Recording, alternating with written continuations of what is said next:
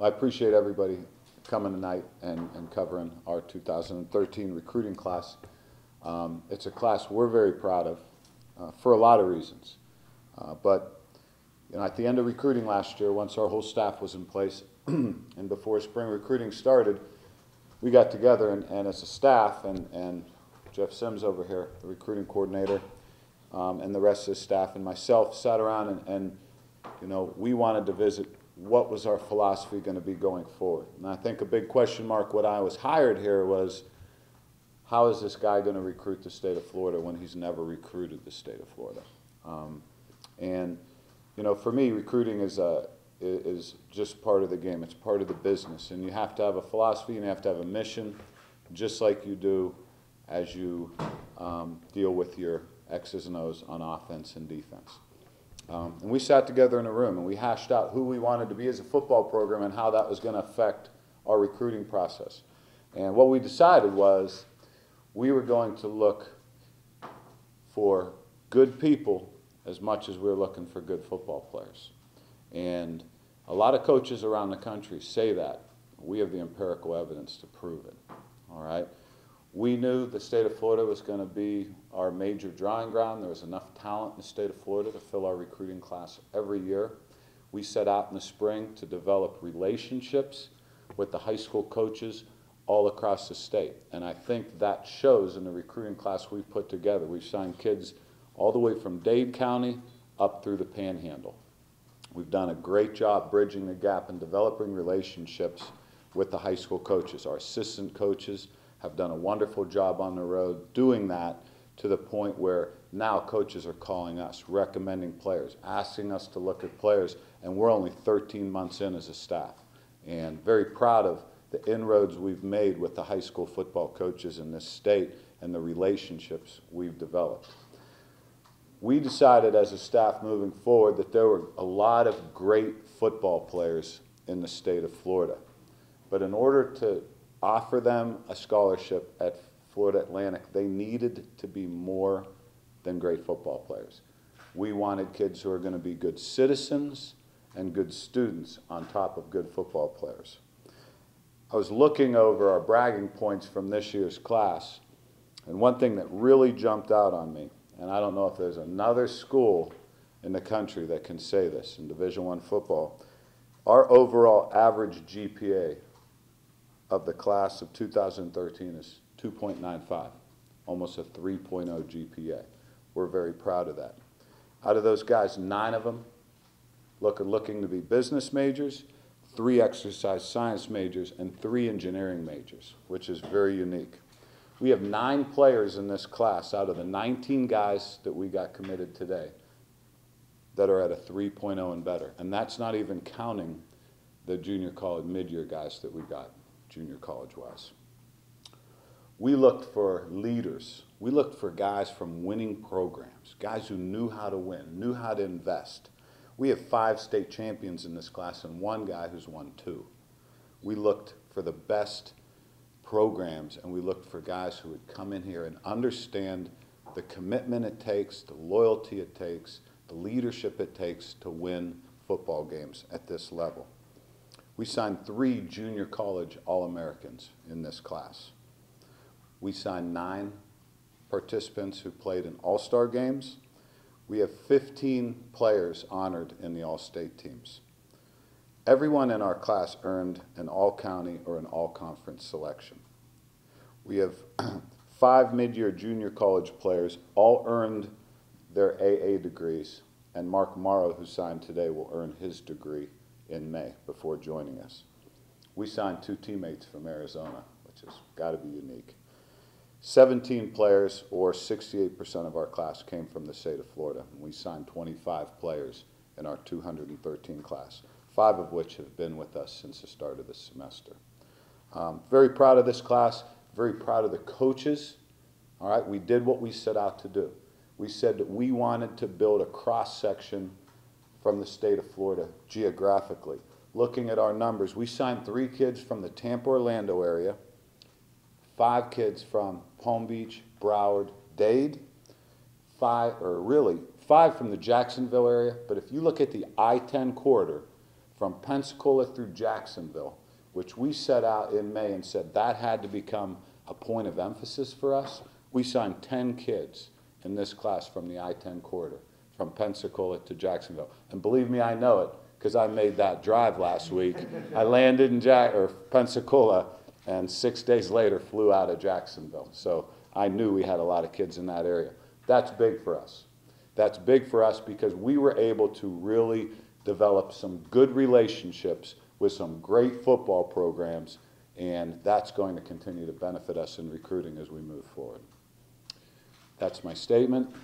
I'll take any questions that you have. Yes? There's been general consensus amongst recruiting services that Austin Bland is your best recruiter, and he's had offers from Cincinnati, Purdue, amongst others. How were you able to pry him away from the BCS level conferences and bring him here to FAU? Well, for me, you know, the recruiting business is people, and I think we developed a relationship with Austin early. We set out, when we got here, we said, I talked to George Smith right after I took this job, and he said, Coach, there's 19 guys playing in bowl games this year that graduated from St. Thomas Aquinas, and not one of them had been offered by FAU.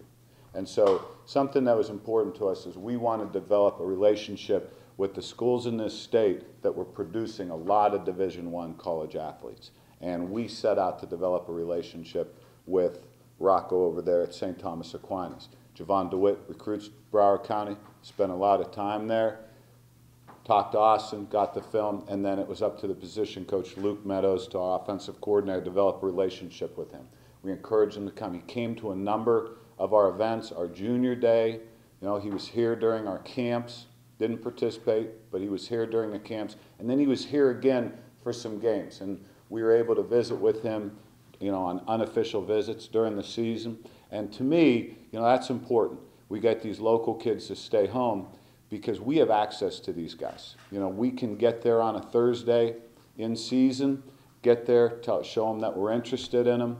They can come and watch us play on Saturdays with very little effort. And so it's about relationships. We were able to build a relationship with Austin, get him to commit to us early, get him excited about us, and then it was just a matter of continuing that relationship throughout. Austin never wavered from the very beginning, and we were proud to have him as one of our initial commits, and a guy who really helped us during the recruiting process by committing to us and being very vocal about being pleased to be a part of this class.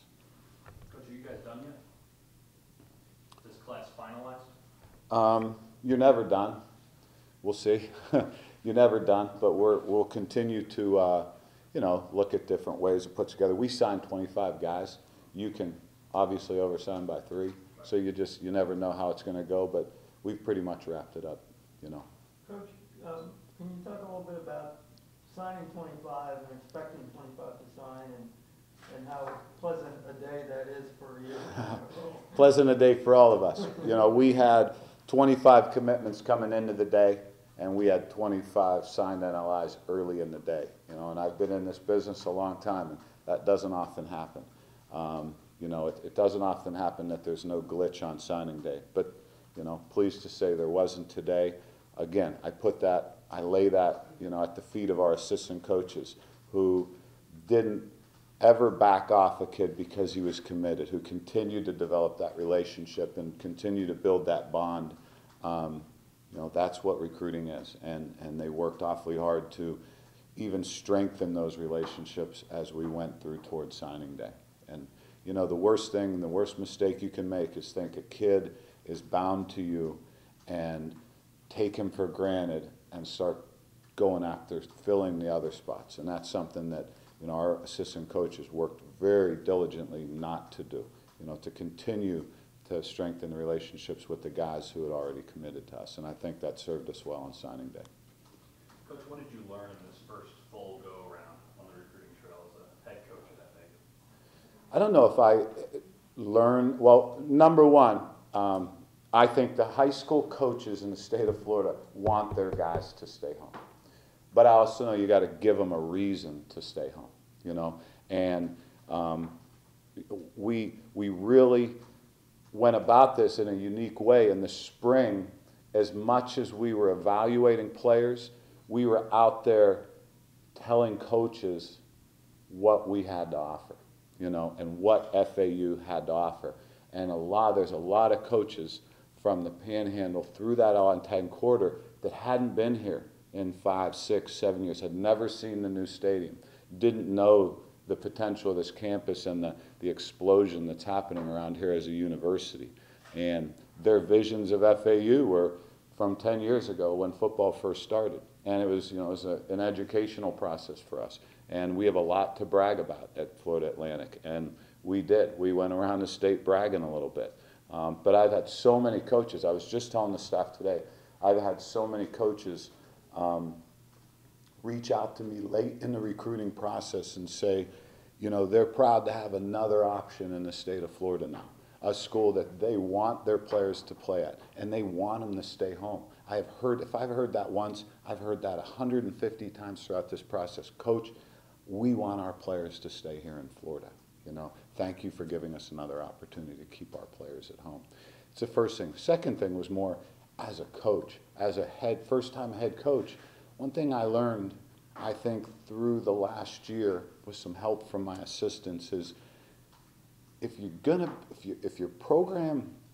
want your program to be a certain way, if you're gonna say character is gonna be part of your program, integrity, work ethic, if you're gonna say those words, you better recruit to it. And you better make that part of the evaluation process. And it can't just be chasing 40 times or 5-star guys. You have to get to know players beyond the film. And you have to spend a lot of time in the film.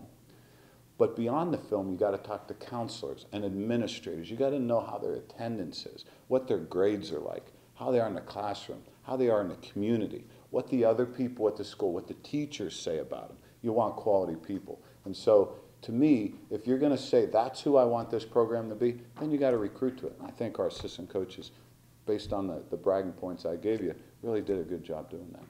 How did moving conferences change things up almost halfway through the game? I don't know, but we used it because we're proud of it. We're proud of our affiliation with Conference USA, and we think it's going to be a big bonus for this university, and it's really going to help us moving forward. So we use it as a bragging point. And based on the class that we got, it probably meant a lot. A TV contract, the additional exposure we're going to get, the media rights, all those things for us are things that we constantly talked about. The more recognizable names that are going to be coming into our stadium here and playing. We use it in a lot of ways. We talk to our recruits about it constantly. We're very proud of that affiliation, and I can't provide any empirical data, but I do know it helped this year. Coach, I think one of the first people that you offered when you got here last year was DJ Jesse. What is it that you saw then, and do you still see it, or did you improve? How did that come about? I still see it because I sent him an NLI. Right. No. Do you see more of that? So, Yeah. Did it keep growing like you thought it would? Yes, I think, DJ's one of those unique guys. He plays quarterback, but he can benefit your team in a lot of different ways. A lot of times you look at a player and you say, he's this. He's an offensive guard, or he's a defensive end. And then there's those rare guys, and there's other guys in this group. I think of Robert Ralph, Dustin Bowens, DJ Jesse, who can come in and benefit you in so many ways beyond just being a quarterback. We can use him in a lot of different ways. He's an extremely talented young man. I know he's going to compete for the quarterback position, but in the meantime, he's going to help us in other ways as well as a football program. Do you expect him to play quarterback, or? I expect DJ to be a quarterback. What other positions could he play? I think he could. Well, he could play. To me, he could play any skilled position. He could probably play for us at safety, corner, any skilled position on offense. He's just that kind of special guy. I think he could play wherever he decided to play. He's decided he wants to be a quarterback, and I think he can benefit our program as a quarterback. We had a reporter talk to him this morning and get talking, maybe there's something to it, but he went so far as to compare your offense, and I guess he was projecting himself, to what the Redskins do with RG3 and some guy named Alfred Morris.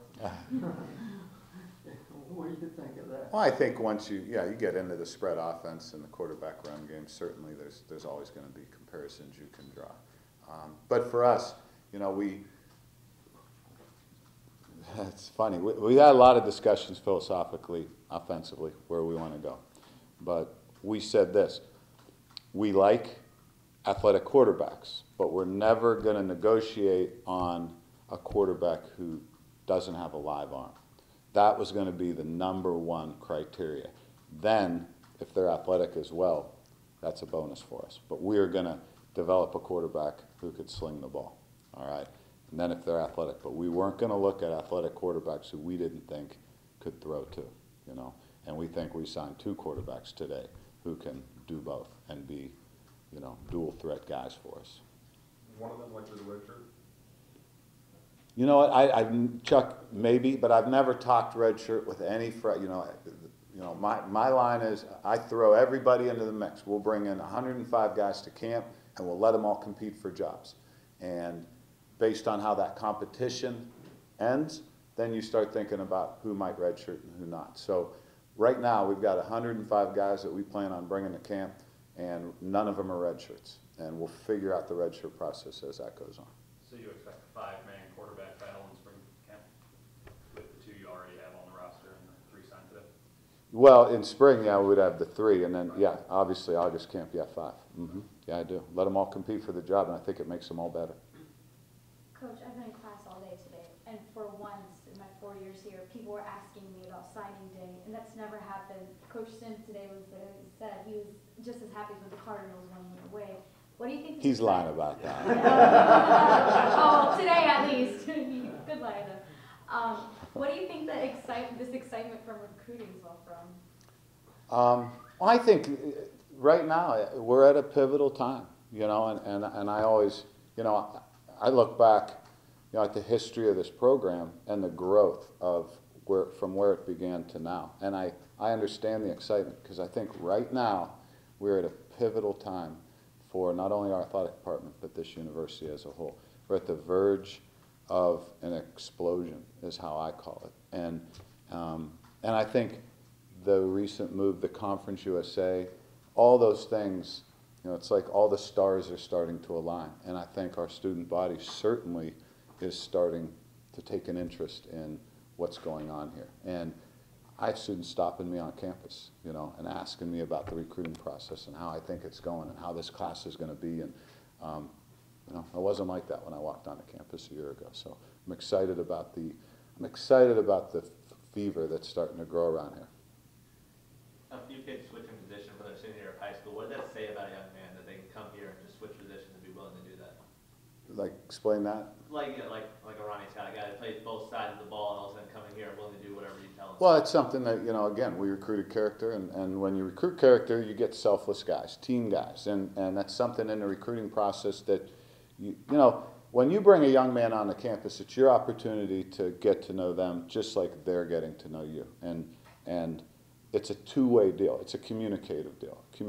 So as you sit down with them, you know, you make that clear that we are looking at you as a football player, and we are going to find the position on this field that's best for you, #1, and best for the team as well. And you want selfless guys, and so I think that's what we have. I think we have guys who want to come in here and help this football team, and are not worried about themselves as much as they're worried about being a member of the FAU football team. 2 guys from Arizona. How the hell's that happen? You know, it's funny you ask that because we live in a community where we have a lot of ties across the country, and people have homes here, part-time, and we knew that we were going to have opportunities for guys that, you know, we may not have had exposure to, and it just kind of fell our way, where we evaluated those guys, we really liked them, and one of the guys has a family member who has a home down here and had been to a football game and had seen the growth of the university and had said, whew, you should consider FAU. And they reached out to us. We evaluated the tape, loved both of them, sent a coach out there, brought them back here for a visit, and it was a match made in heaven. And we really feel like we benefited from that. And that'll continue to happen. You know, there's a lot of New Yorkers down there. There's a lot of Northeasterners down there.